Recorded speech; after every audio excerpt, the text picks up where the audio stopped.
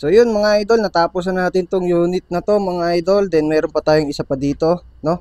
So ito mga idol, gagawin natin dito, nakakabit na po yung sa solar panel. Bali, ito sa setup ko mga idol, ang solar panel ko is nandito sa kaliwa, no?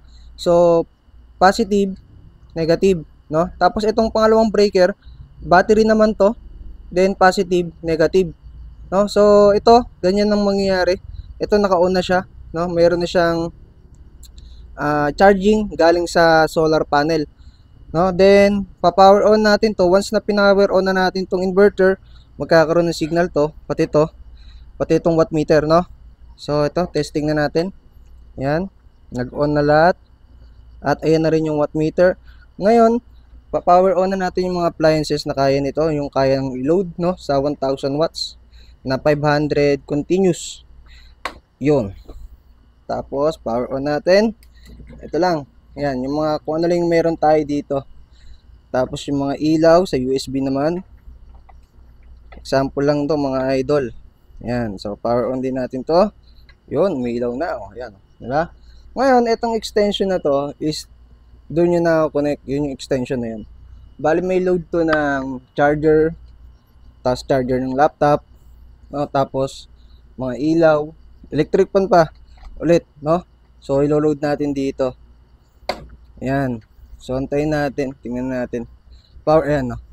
So kung ano, bumukas. So power on din natin to. Ayan, so nagbukas na. Then tingnan natin dito, ayan, may 34 watts na tayo. Tapos ito yung ating 1.5 amp galing sa solar panel yan sa taas mga idol, no? Nakikita ba? Parang di. Yun pala, yun, oh, ayan.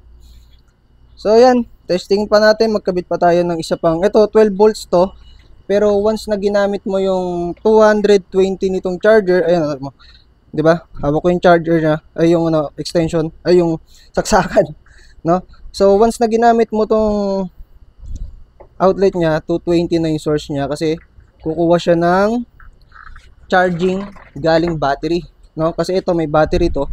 So pag kinabit natin to, itong part na to is magiging 220, no? Yan. Yun, so nagkaroon na siya ng charge, no? So 220 yan. So pag tinanggal natin, dito na sa likod. Pag tinanggal natin yung sa likuran, mawawala yung ilaw ng charge. Ayan, unti-unti mawawala. Alright, so 220 yung kinakarga nito pagka nakakabit siya sa outlet.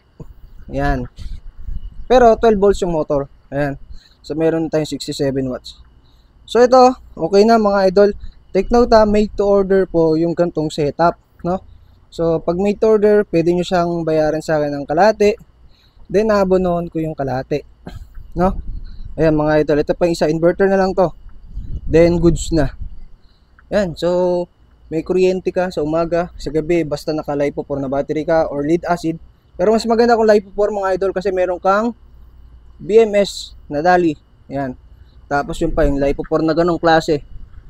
Ito pa, nag-iisa pa to, 280 AH yan, yung isa na yan. Pati yung isa na yan, 280. Tapos yung tatlong 100, 120 itong tatlo. Ayan, tapos isang 280. Yan, so lahat is more on solar. Etong isa pa pala, ilaw, meron pa tayong slot.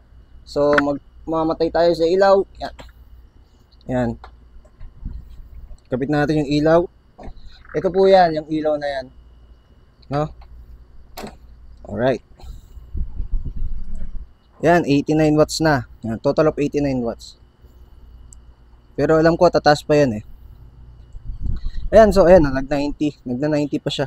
87, 86 bumaba na kasi hindi ko rin alam. So ayan mga idol, no? Take note lang ha.